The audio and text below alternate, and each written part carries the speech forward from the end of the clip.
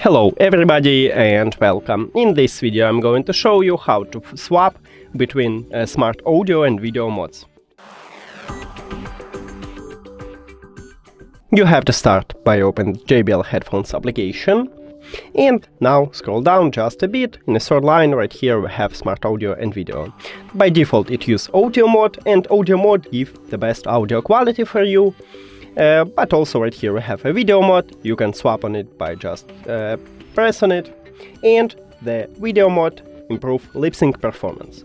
So choose the best one for you and just select it. But anytime, of course, you can swap to another mode. So that's it. Thank you for watching this video. If you found it helpful, please consider subscribing to the channel and leave a like on the video. See you later!